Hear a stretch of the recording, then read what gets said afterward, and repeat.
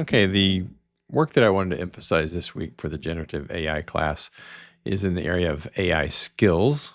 All right. Now, I don't mean AI skills in the sense that, hey, you're taking this class to work on your own AI skills. I mean AI skills to be something specific where you use markdown files to help you get better at generating outputs with AI. Okay, so AI skills are a way to teach AI how to think about a task. A skill, you can think of it as a good briefing before the work actually starts. Now, these ideas are formed by my experience with Claude. Claude's kind of out in front on this, but as happens with many things, when a company has a good idea, other companies follow suit and copy them. So OpenAI, with their command line interface, Codex, it also supports skills. I think if you use Google anti-gravity within your own file system and you call Gemini 3.1, it will understand your skills. And so this is something that generalizes across the frontier labs. All right. Now, these are related to custom GPTs that you see in OpenAI. These are related to gems that you see in Gemini. Within Gemini, we've talked about system prompts. So these are sort of similar ideas to skills, but skills are more focused within a given project. We'll talk about how that works. You can think of a prompt template as being a form of a skill, and all these things are going to be working together to where I think AI agents will be able to use these kind of things to do things for you in a more automated way. We'll talk more about agents later in the course. Okay, so the problem that we're trying to solve here is with generic AI, you get generic output. And so without a skill, if you said, make me a presentation, AI wouldn't know what to do. All right. And so you'd have to give it a lot more context. And if you are making presentations on a consistent basis, it would be nice if the AI already knew things in advance. And so a skill, just like a custom gem, like we talked about before, a skill is a way that you can give that information in a more sort of generalized way within files instead of going into the actual, frontier lab chat interface and having to do that every time. Okay. So hopefully the idea is the user prompt stays simple and the skill carries the complexity to help you get better outputs. Okay, so here's how this breaks down. There are 4 components that make a skill work. You have the content related to the project that you're trying to work that you can inject in the process without having to, think about it because it's already there because you've done this kind of work before. All right, so we'll talk about that. There's procedural steps that show up in a skill. How you do this, what do you do, what's the next steps? There's some constraints you can put in to help guide the outputs. And then there's examples you can give it to make it work out, towards a goal that you want to have that helps it produce better outputs. Okay. So there's this analogy that Claude came up with. If you hired a contractor and said, just build something, you'd be better off if you handed them some blueprints or some ideas or a photo of something you've seen before. If you had to work with a contractor and do this a lot, you would probably end up with notebooks of these are the kind of things that I want to expect. And based on that, every time you built something, you wouldn't have to give as much context to the builder every time. That's the general idea. The key unlock on this, when you first start hearing about this, you think, well, how am I going to write skills? I don't know how to write skills. Well, the AIs know how to write skills, okay? And so you can leverage that, go through some workflows, do some prompting, do some iterations, and then you ask the AI to make a skill to help you repeat that. That's a key building block. Okay, so the general pattern is that skills live in files, all right? You have a prompt, all right? And what happens when you use a skill, that gets invoked along with your user message. So that's part of the context window. You process these things together and you get an output, All right. So let's talk about the form of this in other LLMs. Claude calls it skills. Actually, OpenAI, when you use Codex, they also call it skills. It's related to custom GPTs. It's related to gems and system instructions. It's something that's there, okay? And so you can use these ideas to move forward. All right. So the unifying idea is that structured instructions are put in with the request, and you have them in your file space, so you don't have to do this over and over. All right. We've mentioned in class that this space is evolving, and that we have already Anthropic's Cowork, and Copilot is offering a version of Cowork in cooperation with Anthropic. We talked about last week how you can use the Gemini Google Drive link to do a similar type of approach, although I feel like it's harder to put skills directly into that particular ecosystem. But on the other hand, if you used anti-gravity, as I mentioned before, you can make this work with your local file space. Now, we're also seeing in class, we've talked about OpenClaw quite a bit because agentic AI is a big deal.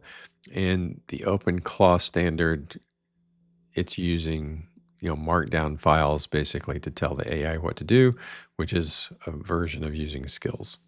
Okay, so expect all the frontier labs to implement some version of this where you keep skills or instructions for AI into either cloud space or local space on your computer.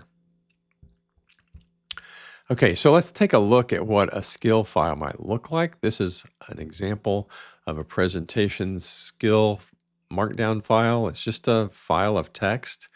Remember, it's got context that you're trying to inject. It's got procedural steps. It's got constraints, and it's got an example.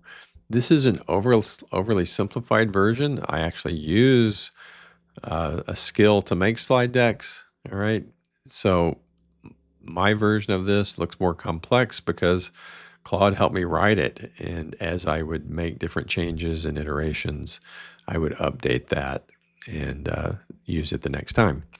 Okay, but you see here, it's just some instructions. Create an HTML slide deck to optimize for screen recording classroom display. All right, and then it gives you some more detailed things about the procedure. Read this template file. So I gave it an example.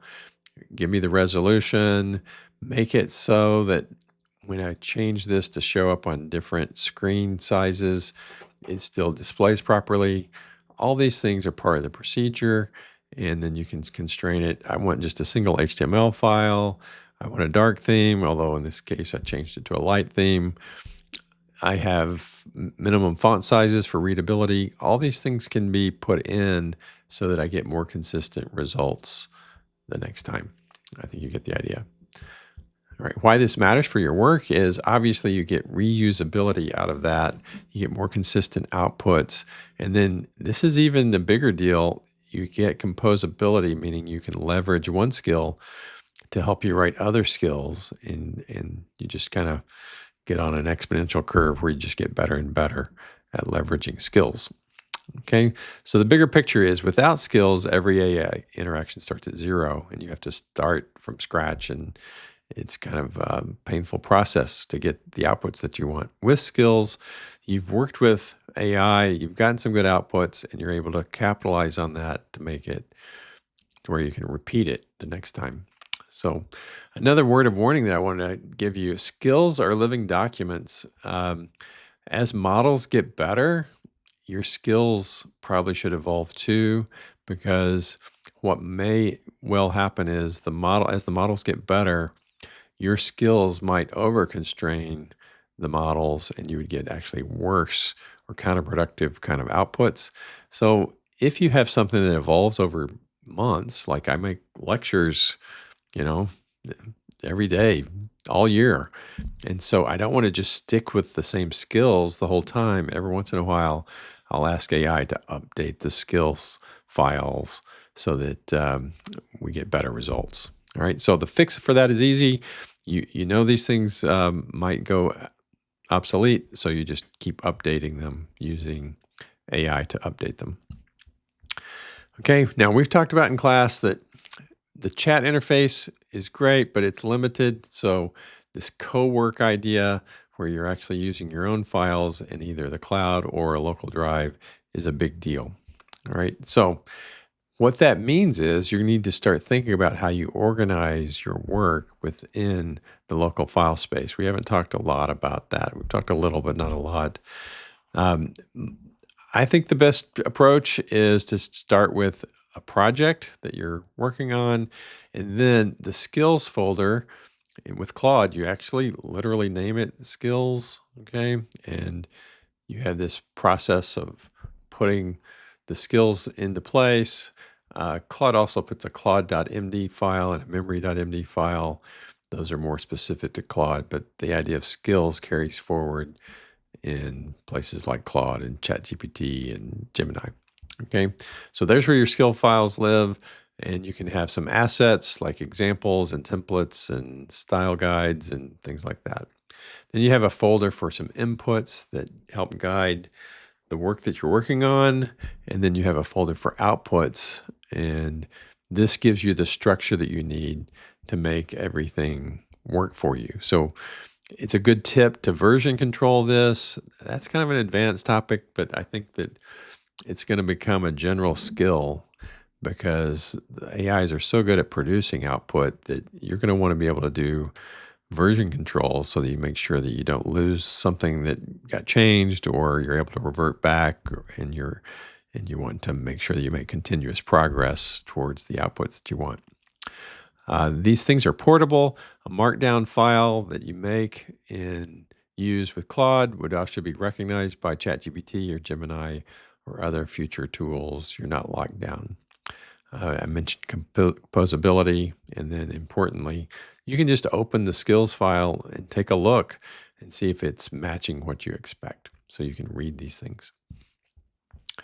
Okay, so the loop is when you call an AI and you make a prompt, it reads the skills, it reads your inputs, it generates outputs, and then you can review and iterate things that we've talked about before, but we haven't added this step in of having an explicit skills.md file in your workflow.